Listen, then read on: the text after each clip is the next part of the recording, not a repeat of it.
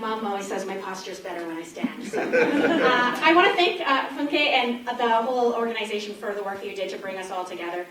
One of the things that's going to help us win in the next election is going into rooms that we haven't been in before. So thank you for welcoming us into this room and working with us to help us get into more rooms right across this province. Because my name's Sarah Hoffman. I'm thrilled to be running for Leader of Alberta's NDP and to be the next Premier of the province of Alberta.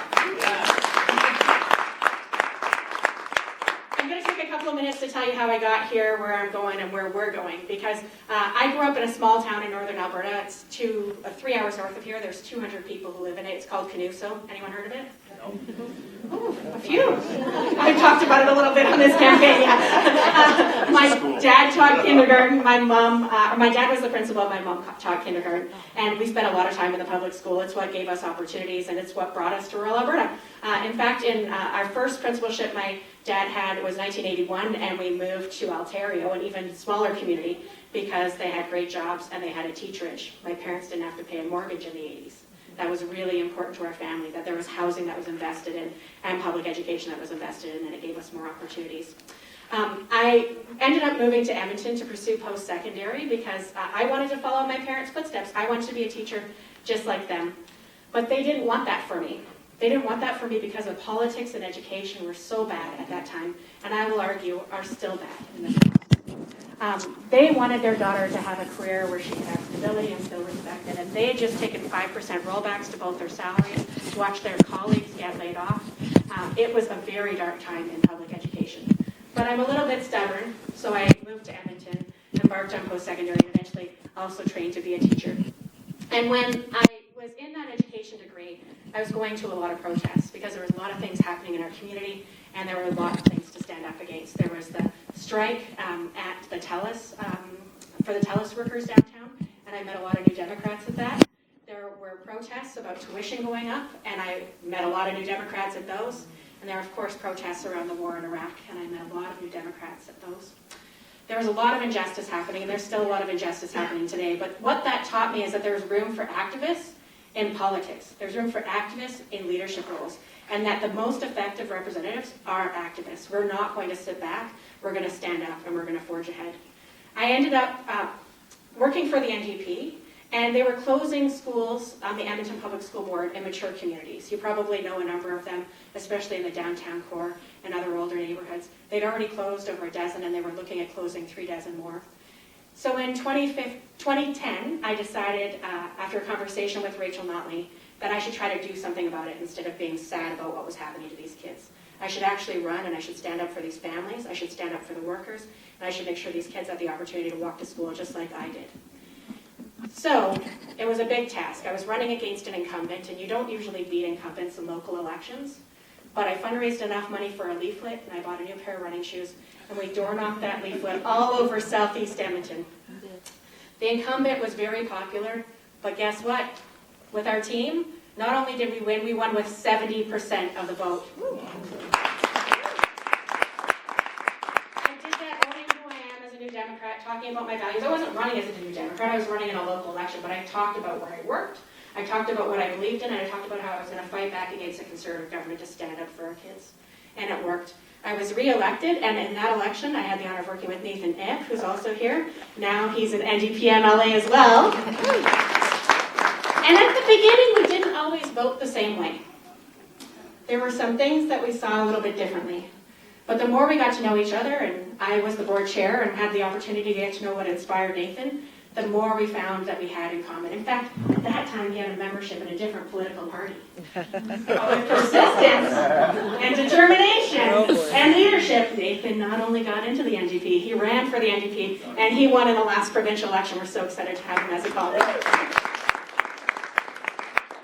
During that time on Edmonton Public, I had the honor of standing up for those schools, but also for human rights. We brought in the first 2S LGBTQ policy of any school division in Alberta, and it was because we wanted to make sure that kids who were most at risk, at that time there were a lot of kids self-harming, experiencing homelessness, and dying. We wanted to make sure that they felt safe at school. And it wasn't just for the kids, it was also for the staff and for the families. And there were staff members who told me, I'm finally free to talk about who my family is now at school, to put a picture of my family on my desk, and not be afraid about what's going to happen to me. My employer has my back. That was really important to me. In 2015, there were big cuts coming to education and healthcare, and Rachel Notley said, you should probably run in the provincial election, maybe in Edmonton-Glenora. And I said, you're crazy. We've never won Edmonton-Glenora, not even once for the NDP. It'd be mostly conservative one time, maybe too liberal.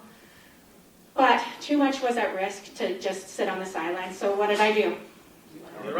I ran. I bought a new pair of running shoes, raised enough money for a leaflet, and we door-knocked that leaflet all over Edmonton-Glenora twice, and we won with 70% of the vote.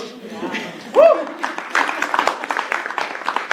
And I'm telling you this because I did it owning my values with hard work and by building a team.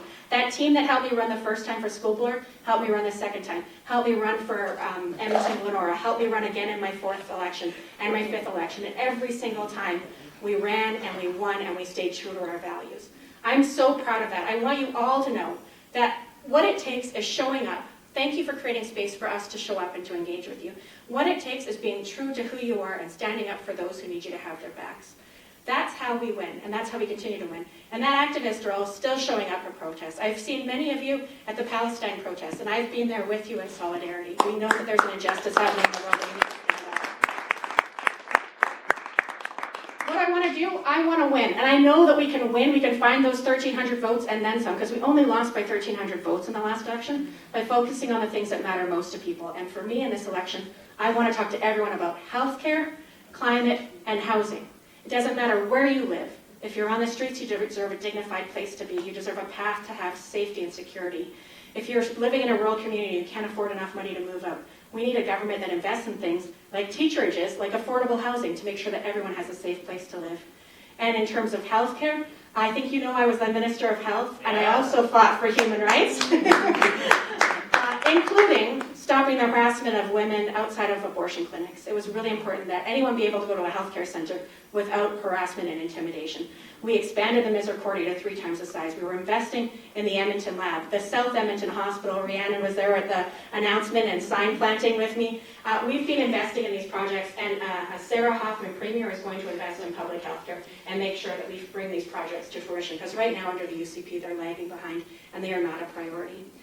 I think it's so important that we address climate as well, and everywhere I go in this province people talk about it. They don't always say the word climate. Sometimes they say drought. Sometimes they say wildfires, sometimes they say flee our home. That is climate. And we can invest in the things that Jodi's talking about. We can invest in making sure we have a youth climate corps that takes a leadership role in protecting our environment and creating great jobs for young people right here to help save the climate and make sure that we can all live here safely.